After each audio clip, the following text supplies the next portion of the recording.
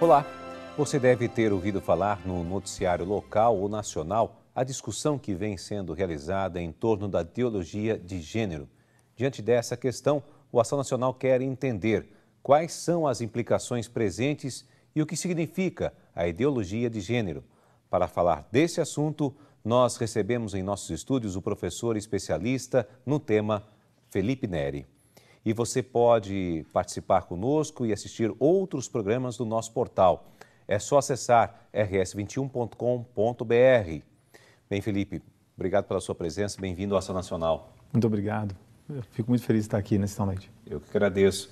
Bom, para a gente iniciar o nosso bate-papo aqui, o que é o projeto de lei 122 e o que tem a ver com a ideologia de gênero, professor Felipe? Bom, o PL 122, ele não tem relação com a ideologia de gênero. É um projeto que tramitava no Senado, dentro da Comissão de Direitos Humanos, estava o momento em que foi candente a discussão, um projeto que tratava de criminalizar, por exemplo, entre outras coisas, a quem ensinasse contra a homossexualidade. Então, caso pastores, padres, ou seja, aquilo que a igreja entende de homossexualidade, poderia ser criminalizada e silenciada se caso quisesse falar algo, por exemplo, contra. Mas o PL 122, ele então... seria o preconceito propriamente dito, Exato. A homofobia e tudo mais. Mas esse é um PL que não tem relação com a ideologia de gênero. A ideologia de gênero é um outro assunto que, apesar de parecer igual, né, são temas diferentes, porque ideologia de gênero é algo muito além, é algo de uma desconstrução da própria da identidade da pessoa. E o que ele é propriamente dito? Vamos começar a explicar. A ideologia de gênero seria justamente a tentativa, né, de se dizer que a possibilidade de autoconstrução da sua identidade sexual livre, né, libertada da tirania da biologia. Então, heterossexualidade e homossexualidade seriam construções da sociedade que impõem uma identidade à pessoa humana. Então, necessariamente, você deveria retirá-las e isso significaria, na ponta de uma criança sendo ensinada, que ela, então, não nasce com uma determinada identidade. É lógico que nós não somos somente uma composição biológica, mas também não dá para dizer que não a temos, né? Então, ela tem realmente influência no nosso psicológico, na nossa forma como ser. E, então, gênero quer dizer, apesar de parecer uma palavra inofensiva, ela quer ir muito além e quer tirar a palavra sexo e colocar gênero. Então, não seríamos mais homens e mulheres e nem muito menos homossexuais, né? Seríamos cisgênero e transgênero, uma nova linguagem de uma nova identidade volátil, né? Então, uma pessoa, ao longo do dia, ela pode realmente, livremente, em matéria sexual, compor a sua identidade. É algo bastante complexo, mas, ao mesmo tempo, simples de se entender, né? Ou seja, a gente nota que nós temos uma identidade e o que se desfigura, então, é a identidade da pessoa. É bem complexo mesmo, porque nós estamos falando assim que é o que compete à raça humana até os dias de hoje, né? Que existe o macho e a fêmea. E aí nós estamos falando que tudo é uma coisa só, não tem mais macho, não tem mais a fêmea. Eu costumo dar um exemplo bem simples, né? De um alemão que ficou muito conhecido, que ele disse, biologicamente eu nasci homem e psicologicamente me sinto mulher. Para a sociedade, essa pessoa seria homossexual. Ele disse claramente que ele não era, porque o interesse sexual dele era por mulheres. Então, ele era um homem. E ele disse, também não sou homem. Nasci homem, me sinto mulher e meu interesse é por mulheres porque sou lésbica. Então, o que seria isso? Seria o transgênero, né? Seria essa divergência na sua identidade biológica e psicológica. O cisgênero, que é a linguagem que eles querem usar, para a pessoa que tem uma identidade única entre biologia e psicologia. Então, seria uma nova linguagem, não mais homens e mulheres, e sim cisgênero e transgênero. Então, uma mudança significativa que tem, com certeza, falando da ciência jurídica também, consequências sérias para aqueles que trabalham, operadores do direito, e outras consequências também médicas e psiquiátricas também. Quer dizer, diante disso que o senhor está nos passando aqui, o ser humano vai ficar um tanto quanto perdido na sua identidade, ou não? Nós não teríamos mais algo objetivo, e sim vivemos no mundo do subjetivo. Eu não sei mais aquilo que é real, eu não sei com quem eu trato, e as políticas públicas implementadas a partir de uma compreensão como tal levará a consequências muito sérias em todos os âmbitos. Então, por isso, há de se pensar com experiência, observando o que realmente tem sido feito em outros países, se isso é o ideal para formar um homem, porque o que nós estamos vendo não é isso.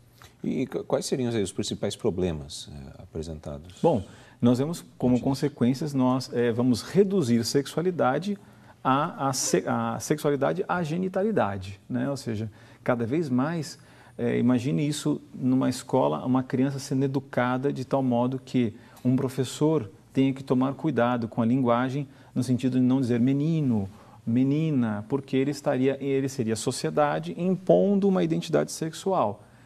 É lógico que isso daí tem consequências mais longas, não a curto prazo, mas em todos os lugares em que gênero foi implementado, as políticas levaram à questão da linguagem comportamental e trazendo consequências, ou seja, uma grande confusão a estas crianças e os jovens também, podendo ter, inclusive, já vi muitos artigos de psiquiatras tratando a questão da identidade, transtornos de identidade. E por aí podemos ter tantas outras consequências. Quer dizer, nessa lei implica várias coisas, né? Se assim posso dizer. Sim, por exemplo... Inclusive, eu ouvi falar alguma coisa de uso coletivo de banheiro. Sim, perfeito. Essa é uma das coisas que já está acontecendo no Brasil. Dia 6 de março de 2015, né, há uma resolução do Diário Oficial da União que fala dos banheiros de gênero, que poderiam, então, já termos aí na sociedade. Inclusive, foi feito isso em Belo Horizonte, numa escola, foi muito noticiado, né, na cidade. Um menino foi ao banheiro, voltou para casa e tinha feito xixi nas calças, um garoto pequeno, né? E o pai percebeu, foi ao colégio, chegou lá e viu um banheiro unissex. Perguntou ao diretor e o diretor falou, é uma lei federal, e mostrou essa resolução do Diário Oficial da União. Obviamente, os pais se mobilizaram porque eles não foram questionados, nem se perguntou à comunidade se a comunidade queria, aceitava. E também se confunde um pouco resolução com lei. Ou seja, essa resolução do Diário Oficial da União, ela não tem base legal, ela não está realmente respaldada porque não há nenhum projeto que se tornou lei em nenhuma casa legislativa, desde vereadores, Assembleia Legislativa e nem o Congresso Nacional. Então, o banheiro aqui é uma questão arbitrária que traz muitos problemas. Trouxe não só nessa situação, mas em inúmeros casos de outras cidades que implementaram o banheiro de gênero. Ele, na verdade, não está incluso diretamente nos planos de educação que estão sendo elaborados, mas essa abrangência da terminologia poderá levar a muitas políticas públicas problemáticas. Então, quer dizer, essa lei, ela tramita, vamos tentar entender aqui, ela está tramitando hoje nos municípios, não está indo a nível estadual e federal, ou está? Então, na verdade, o ano passado, o Plano Nacional de Educação foi aprovado e sancionado, em junho de 2014. Após isso, então, o artigo 8º do Plano Nacional diz que municípios e estados, no prazo de até um ano, deverão elaborar, aprovar e sancionar os seus respectivos planos municipais e estaduais. Então, o que está acontecendo no Brasil nesse exato momento, até o dia 24 de junho, se cumprirem com o prazo que a lei determina, a elaboração e aprovação desses planos municipais de educação e que, portanto, também estão tratando novamente da questão de gênero. O Plano Nacional foi sancionado, é uma lei número 13.005, que pode ser encontrado no site da Câmara, ela não contém gênero. O Congresso Nacional tratou do assunto e recusou. Mas existem aí vários problemas que estão levando aos municípios à tentativa de se inserir gênero, dizendo que talvez estivesse no plano. Mas é questão só de abrir a lei federal e ver que não consta. Então, pode ser que municípios aceitem, outros não. Exato. Acredito que os que aceitarem não perceberão o real sentido do que é esta palavra, porque ela tem, digamos, duas fachadas, né, que a sociedade não percebe porque foi criada essa fachada, essas duas fachadas foram criadas e parecem realmente uma coisa boa, né, alegados direitos, um alegado progresso, um alegado humanismo, mas de fato o que está lá no seu bojo é bem diferente. Agora, identidade de gênero ou igualdade de gênero seria a mesma coisa? Então, quando nós falamos igualdade de gênero, né, ou seja, aqueles que criaram, né, esta maneira de compreensão, essa concepção, que não tem base científica, base jurídica, né, ela queria dizer, então, inicialmente, nos anos 95, que seria equidade de sexos. Ou seja, as mulheres, então, têm um novo status na sociedade, as mulheres o direito à voto, ao trabalho e tal. Essa mulher que tem tripla jornada e, então, na educação teria um modo de levar até as crianças, os meninos, a compreender melhor a mulher atual. Isso é um bem, com toda certeza, mas é apenas uma fachada que foi construída. Porque, por exemplo, o banheiro de gênero, onde entram duas pessoas juntas, como é que a gente pode ver que está respeitada a identidade da mulher? Quem pode assegurar a integridade física de uma mulher que pode ir a um banheiro, de repente, ter um grupo de homens dentro e violentá-la? Entende? A política pública levará a uma coisa como essa. Então, a fachada de direitos da mulher pareceria uma igualdade de sexos, né? Porque a palavra gênero seria, então, colocada no lugar de sexo. E identidade seria justamente isso, essa autoconstrução da sua identidade volátil, né, sexualmente falando. Então, elas têm semelhanças, mas não são iguais. Então, gênero não seria para defender mulheres, como a gente pode ver no caso dos banheiros. Sim. Não seria para defender minorias, né, porque gênero não é homossexualidade, perdão. Então, gênero é algo de uma construção arbitrária, sem sentido lógico, científico, jurídico. Então, essas duas palavras, elas podem ser usadas, mas o sentido é muito além disso.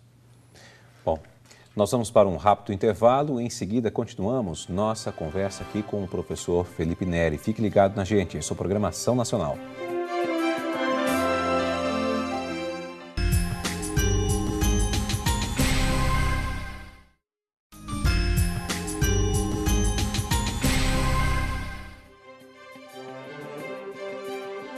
O Ação Nacional está de volta. Hoje nós estamos falando sobre as implicações da ideologia de gênero. E para falar sobre esse assunto, temos em nosso programa a presença do professor Felipe Neri.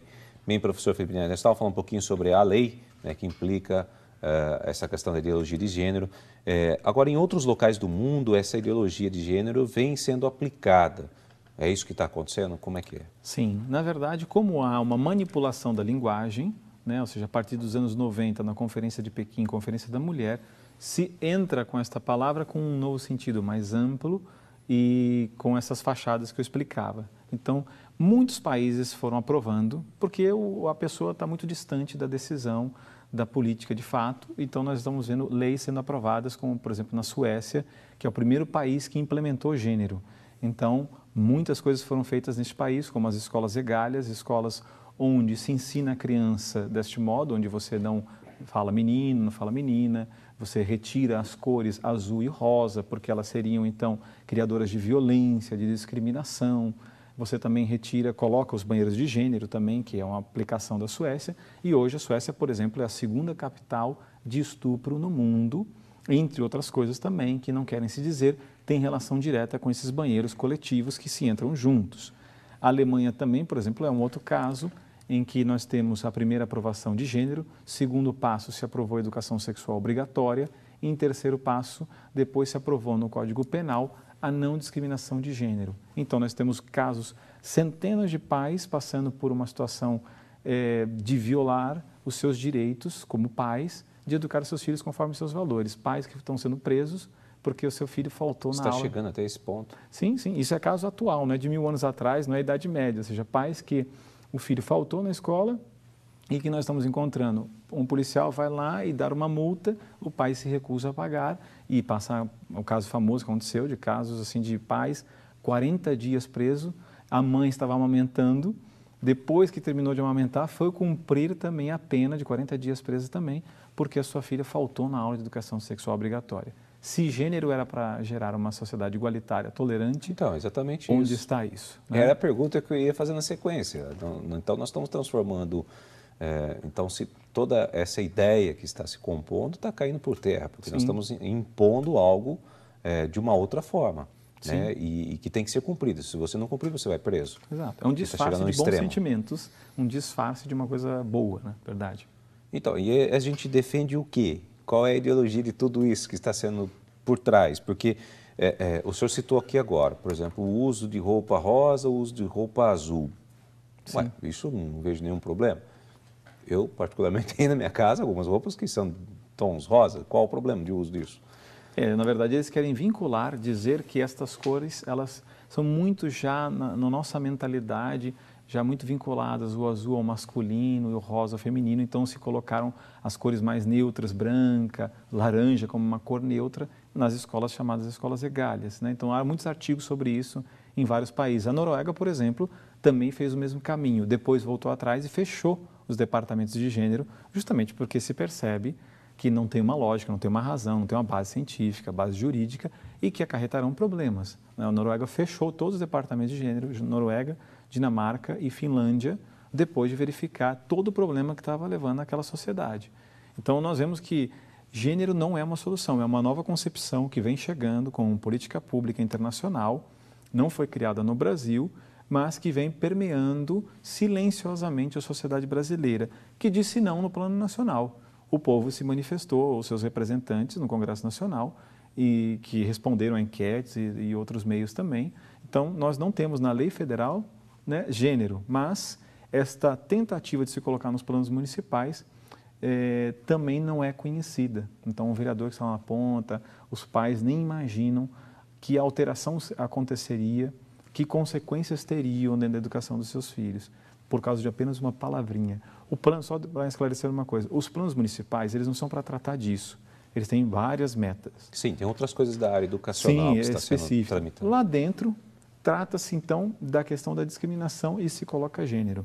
O artigo 2º da lei sancionada, ela ficou também, ou seja, nós acreditamos que, como a Constituição mesmo prevê, não se distrate, discrimine uma pessoa, tem que se realmente respeitar, né? Inclusive na questão de opção sexual também.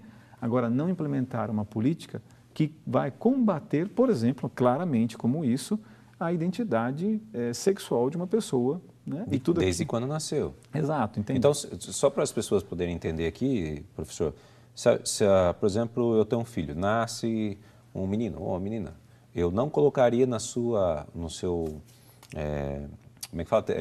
Identidade, na sua identidade lá, né? Que ela seria masculina ou feminina. Isso não ocorreria mais. Olha, nós temos muitas situações no mundo. A Argentina, por exemplo, no seu passaporte não tem mais pai e mãe, é progenitor 1, progenitor 2.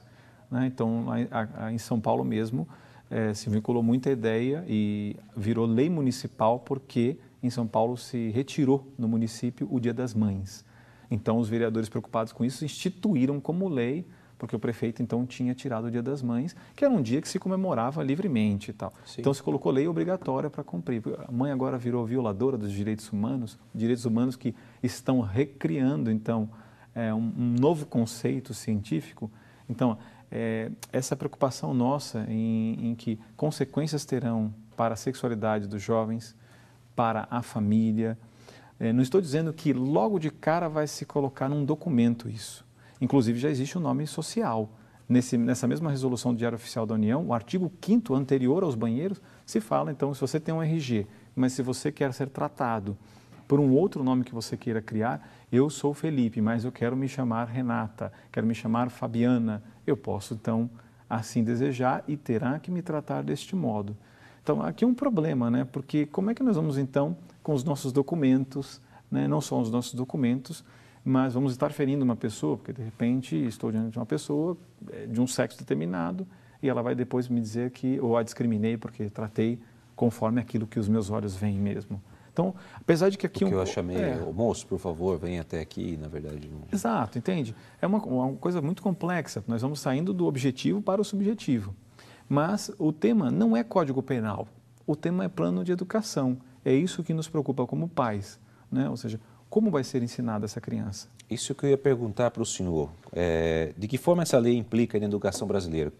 O que ocorreria dentro da sala de aula? Como é que essa pedagogia estaria sendo implantada nos alunos? Olha, ou para os alunos? Veja bem, a gente simplificar, né, todos os problemas de educação do país a um assunto que trata de sexualidade, realmente estar aqui para tratar disso, eu acho que até muita gente poderia criticar. Nós temos inúmeros problemas de educação e a educação no Brasil vai muito mal em muitos setores, na questão cultural, daquilo que realmente a criança tem de conhecimento. E vai piorar. Qualidade de conteúdo, valores e tudo mais. Sim, exato. Porque nem o próprio professor é tratado com... E vai piorar. Por quê? Porque você está tratando de uma temática de sexualidade, de uma concepção, primeiro, diferente daquela que os pais, na quase sua totalidade, têm, né, em primeiro lugar, conforme também está na Constituição, dentro da ciência. Então, as consequências serão muitas e a preocupação dessa implementação na prática poderá trazer, inclusive para os próprios professores, situações difíceis, em que ele não quer dar uma aula. Eu ia perguntar, como é que fica a situação dos professores? Ou seja, eu estou lá, mas eu não quero tratar daquela forma. Onde fica a liberdade de cátedra? Terá resguardada, ok, mas não tenho tanta certeza que realmente isso acontecerá, porque nós já estamos vendo com muitos professores no Brasil que isso de fato já vem ocorrendo, o professor se sente um pouco oprimido de ter que tratar sobre sexualidade, desta linguagem, nessa concepção precária, que reduz sexualidade à genitalidade, a uma sexualidade utilitarista, né, onde na verdade o que importa é o prazer, não uma relação humana, uma relação de afeto, uma educação para o amor. Então, isso não levará a uma educação que vai sensibilizar, inclusive, os próprios homens, que seria talvez isso que inicialmente se dizia. Então, a gente vai estar muito distante dessa realidade. Quer dizer, as escolas estaduais propriamente ditas terão que cumprir essa lei, porque vem do governo, lógico. E as particulares?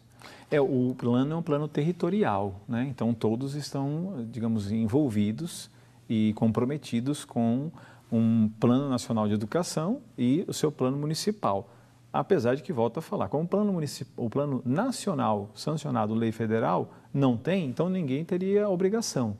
Mas o plano municipal contendo, né, estando lá essa palavra, poderão realmente ter muitas ações. E é justamente por isso que muitos professores e muitas famílias no Brasil que estão agora tendo ciência do que se trata, estão recusando junto às câmaras legislativas de vereadores do Brasil inteiro.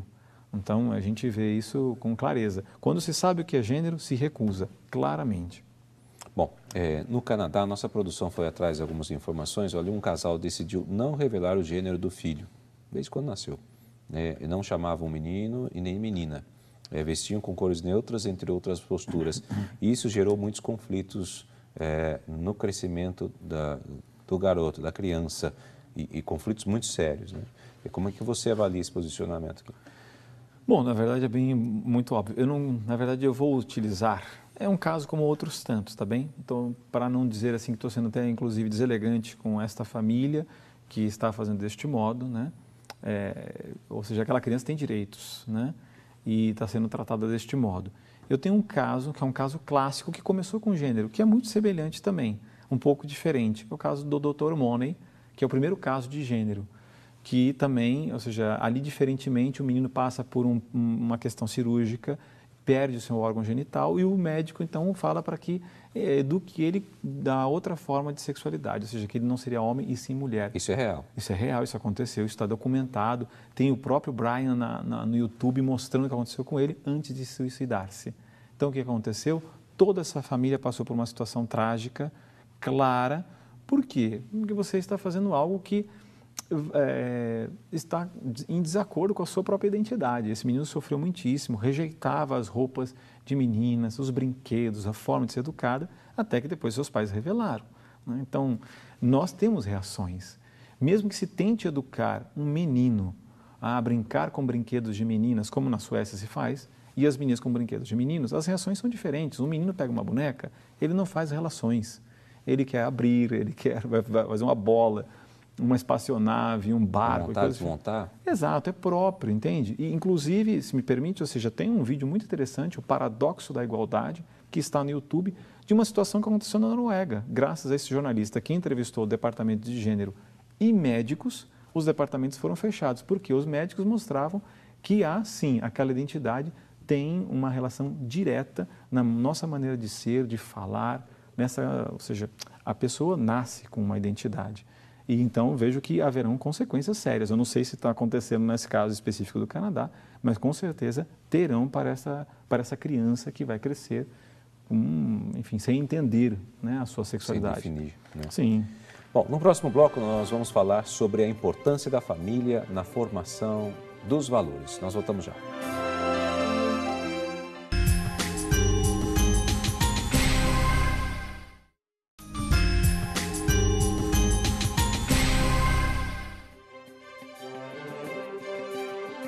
De volta com a Ação Nacional, que hoje está falando com o professor Felipe Neri.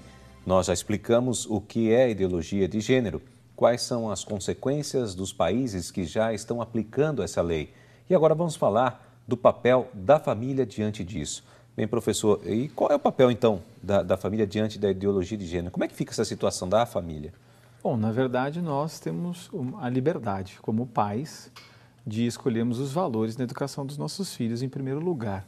Então, ainda que se tenha isso no colégio, os pais podem, junto ao colégio, aos professores e à direção, também dialogar para ver realmente que não é um sapato que se entrega no colégio, né, e que se entrega pronto para si. Ou seja, é uma educação em que há uma cooperação. Os primeiros educadores são os pais, o colégio colabora, o protagonismo da educação é dos pais. Então, diante disso, obviamente, os pais podem ter não só medidas junto ao colégio, mas também no trato com seus filhos, falando sobre sexualidade. Porque hoje em dia, quem trata de sexualidade com os filhos, de modo geral, é a internet e os amigos, e inclusive a própria escola, que, no meu entender... Raramente os pais entram... Sim, por muitos motivos, né? Ou seja, por receio, às vezes achar despreparado, mas porque se confunde sexualidade com atividade sexual, que é o que se está se vendo em programas de sexualidade, inclusive chegando nas escolas, né? Então, são coisas diferentes. Sexualidade, o ser realmente uma pessoa humana, ser homem, ser mulher,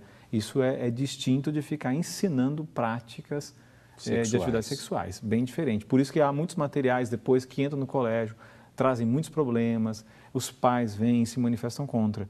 Aí há grupos que querem dizer, os pais são, a família brasileira é muito conservadora. Eu acho que aqui é um tema muito pejorativo, porque na verdade o que a família quer é ser família. E como tal, ela percebe dentro da forma de educar se a ideologia de gênero seria realmente adequada para a educação dos seus filhos. E eu vejo que, rodando o Brasil, palestrando em muitos lugares aí diariamente, a família tem dito não à ideologia de gênero. Então, quer dizer, a escola não seria o melhor local para a educação sexual das crianças e jovens, mas em muitos casos é o único espaço em que eles recebem esse tipo de orientação? Bom, aqui eu falo uma visão muito pessoal, né? Não acredito que realmente seja um espaço. Por que não acredito nisso? Porque acredito também que há um despreparo e se reduz sexualidade à atividade sexual. Isso é o que se tem, a forma... Eu, há 2 dias atrás, estava em Minas Gerais e estava com uma família amiga. A menina, 11 anos de idade, recebeu a carteirinha, estava super feliz porque agora não é mais criança, recebeu uma nova carteirinha de vacinação. E quando abriu as figuras, a linguagem de falar com a menina, ela se sentiu constrangida, e disse o pai para mim, e me mostrou a própria carteirinha.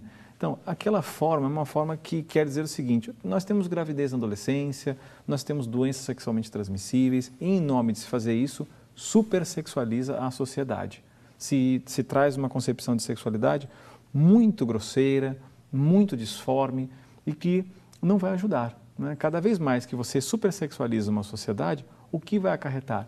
Em mais violência, em mais insensibilidade, em mais grosseria, né? Ou seja, se vende objetos, enfim, a televisão está cheia de propagandas vendendo a mulher, por exemplo, ou seja, uma mulher que é desfigurada, aquilo não é a mulher daquela forma, entende?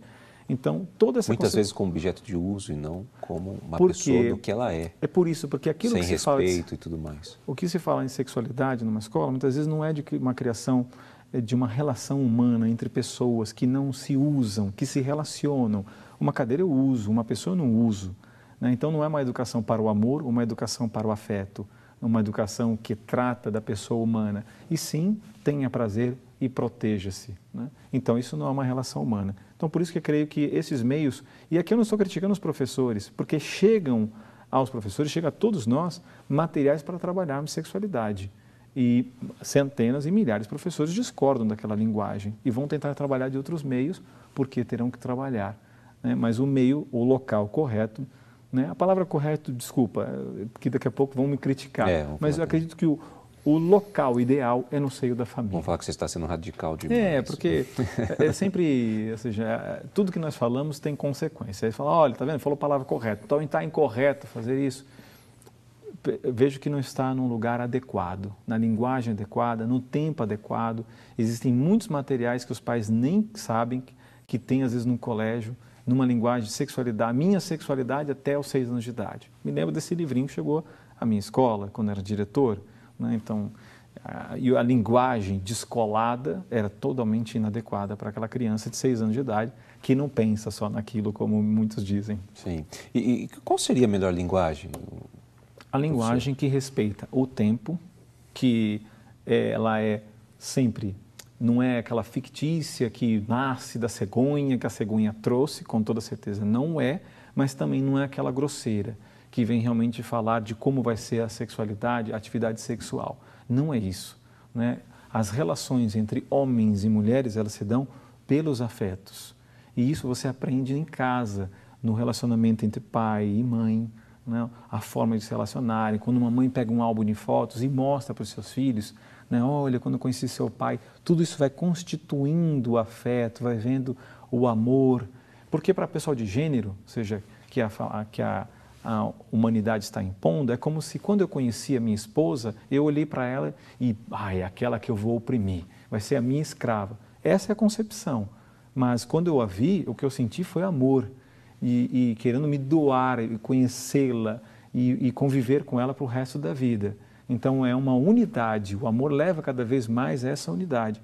E isso se dá no lar, né? Ou seja, a sociedade tem como célula a própria família. Então, esta família que estou preocupado, é esta família que a gente deve preservar. Quer dizer, a geração, lógico, de um filho se dá pelo ato sexual. Todo mundo sabe disso, não precisa nem, né? Sim. Mas existe o amor intrínseco nisso. Sim, né? O respeito humano pela sua esposa, pelo seu esposo, enfim. Há um respeito, um amor Sim. entre ambos. Sim, a sexualidade, ela vai se expressar também na doação dos corpos.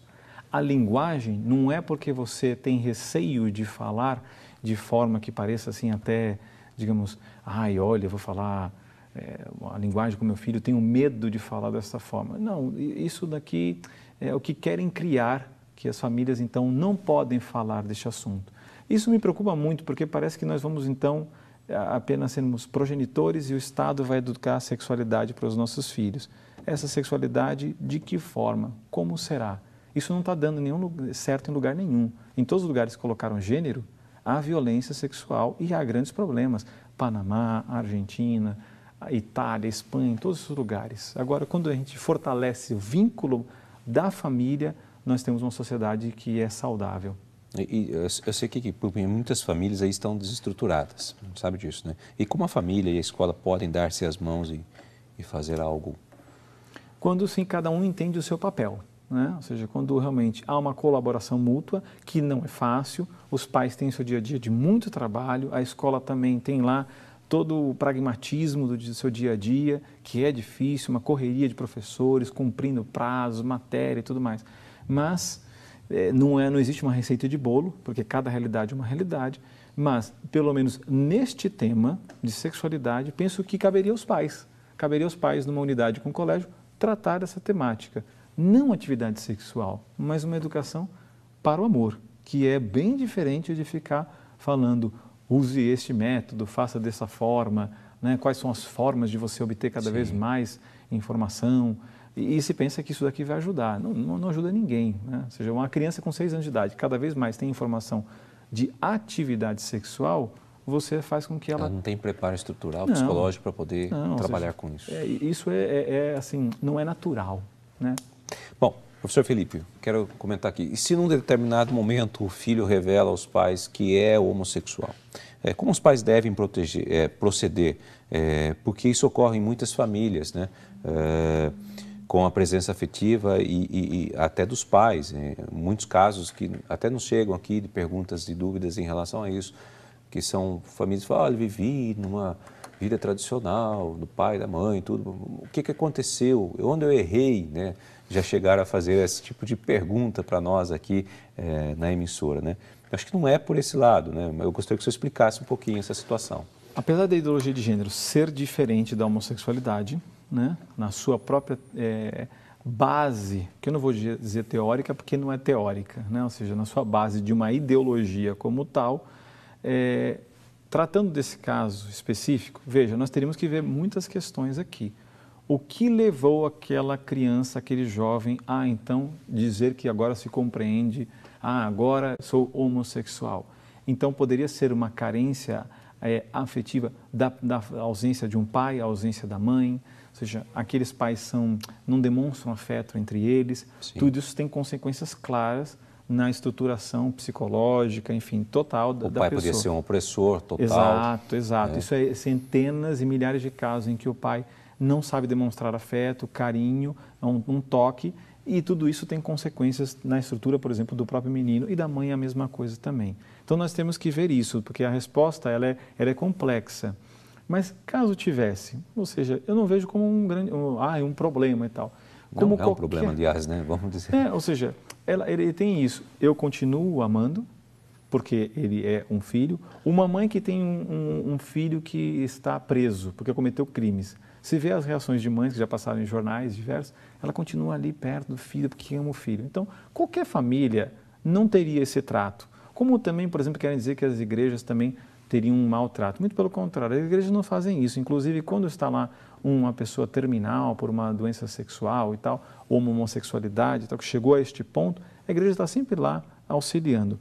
Então, vejo, se caso tivesse, eu ajudaria o meu filho, compreendendo a situação dele, para ver o que da minha parte compete como pai, vendo que ele também, se caso fosse religiosa essa família, a levar ele também uma experiência da sua fé, como um projeto também de Deus, né? Ou seja, o que Deus tem para todos nós, sem impor nada, mas que ele, nessa experiência, nesse encontro com Cristo, ele vai se deparar se a sua vida também o realiza. Então, não vejo como um grande problema, porque todos são livres. Aquela família é livre para poder educar como quiser, a pessoa é livre para poder ter a opção sexual que quiser, né? Mas levaria uma experiência de amor, uma experiência profunda da sua fé também. Quer dizer, sempre acolher, amar, sem dúvida, e trazer para perto, com certeza. Amar, simplesmente. Não vejo outra forma. O amor, essa sociedade de gênero é uma sociedade do ódio, é uma sociedade de lutas de classes entre homens e mulheres e tal. Essa não é a sociedade do amor. Uma sociedade do amor, ela trará soluções à sexualidade e qualquer outra expressão. Então, vejo que o gênero também, aqui diferente de homossexualidade, teria essa sociedade de sempre luta, de vitimismos, enquanto que nós temos que formar a pessoa para amadurecer, né? Sem dúvida. Então, aqui é a nossa preocupação. Bom, nós voltamos daqui a pouco com mais esclarecimentos sobre as implicações desta ideologia de gênero. Voltamos já.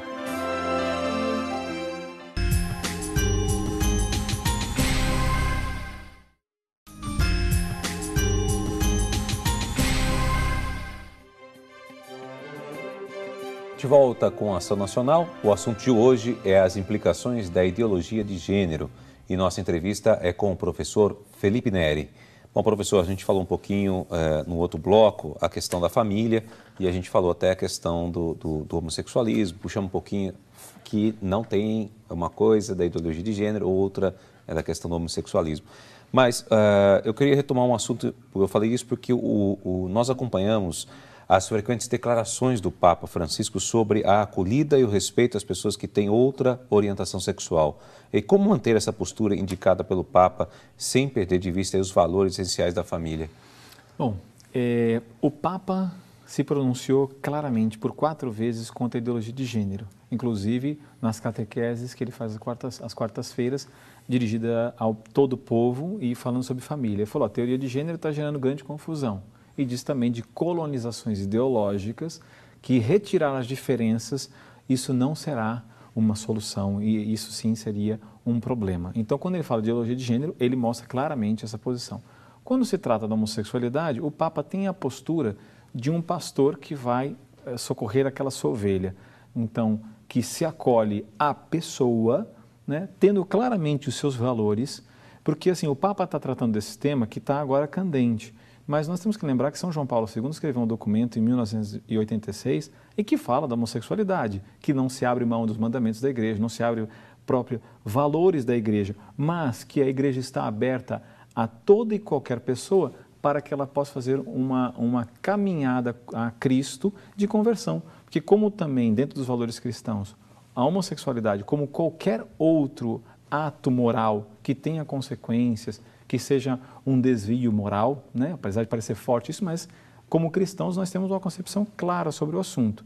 Agora, aquela pessoa que chegou a isso, nós não sabemos como foi a sua história de vida. Então, você acolhe a pessoa para fazer com que ela tenha uma caminhada a isso. Então, se o Papa acolhe alguém, isso não me assusta, porque a igreja vai trazer todas as pessoas, todos os pecadores, né, estão abertos os confessionários, estão abertos à caminhada ao encontro com Cristo, toda e qualquer pessoa. Todas as pessoas. Né, eu também, entendeu? Ou seja, e aqui... Eu, você, qualquer Exato, ou seja, a Constituição trata de pessoa, né, não se fala de uma orientação sexual, porque nós somos pessoas, devemos ser respeitadas. A igreja tem uma concepção também assim, ou seja, é a pessoa. E se a pessoa tem qualquer ferida, inclusive na sua sexualidade, ela vai ser acolhida para caminhar com ela junta, de mão dada, como um pastor que cuida da sua ovelha. Quer dizer, o que a gente está tentando explicar é que a igreja não é inimiga de ninguém. Jamais. Nem nunca foi em sua história. Nunca foi. Sim, entendeu? Nunca foi. As pessoas às vezes estão tomando um rumo diferente, porque sempre a gente às vezes acusa diretamente sempre a igreja católica de que é uma coisa, não, sempre está inimiga disso. Não, não é inimiga. Ela trabalha com amor em cima de tudo e acolhe a todos. Olha, é importante dizer uma coisa. Nós temos a pessoa com homossexualidade, que é uma realidade que vem ocorrendo. Outra coisa é o famoso, que os papas sempre dizem, do lobby, do movimento que quer impor, né, uma forma de homossexualidade e tal. São coisas distintas, inclusive, para a igreja. Nós temos aqui um grupo politizado, ideológico, que trabalha nos meios de instituições internacionais, de ONGs, dentro dos meios políticos, com interesses políticos, financiadas e que querem ter políticas públicas para implementar. E essa sua concepção de sexualidade a todos. Então, isso a igreja fala, não, nós estamos completamente em desacordo, porque, inclusive, eles se aproveitam da terminologia de gênero, apesar de serem coisas distintas, porque caso fosse implementado, nós geraríamos uma grande confusão nas crianças, né? Então, na sua fase de desenvolvimento.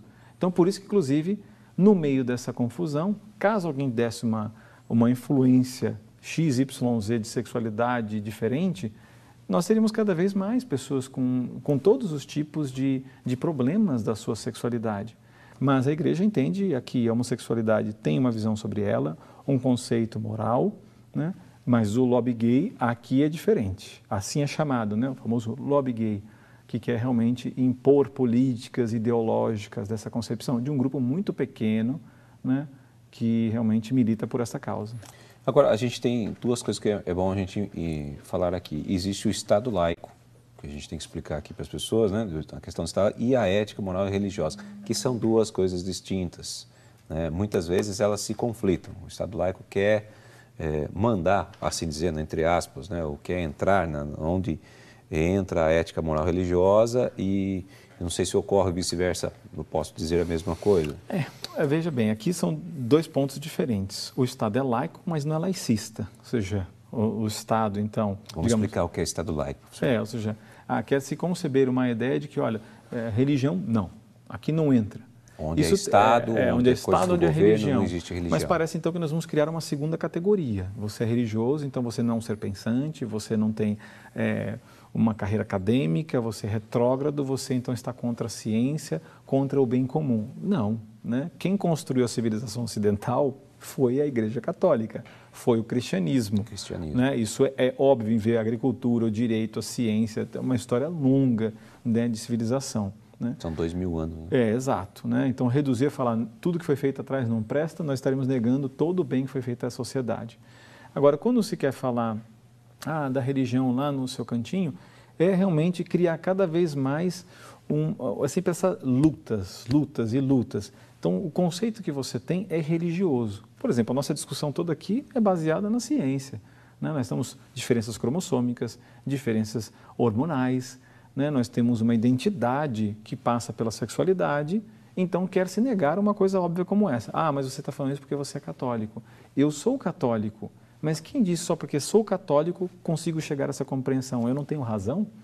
Então, quer-se criar isso, inclusive essas são as discussões, os debates.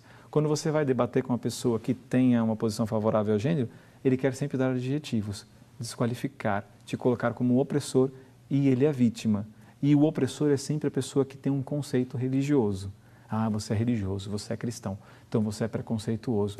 Isso não é real, muito pelo contrário. Eu quero ver onde está um crime de que um padre, né, ou uma pessoa religiosa, ou um pastor, estamos falando de cristãos, né, tem ido lá por exemplo, fazer algum mal por uma pessoa que tem uma opção sexual diferente da dele, diferente de uma concepção religiosa. Isso não é real, né?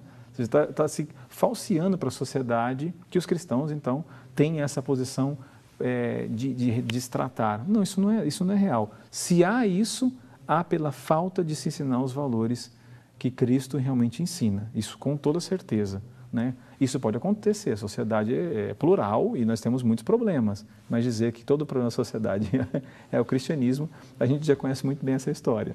Que fica... Bom, e como a medicina vê essa questão da ideologia de gênero?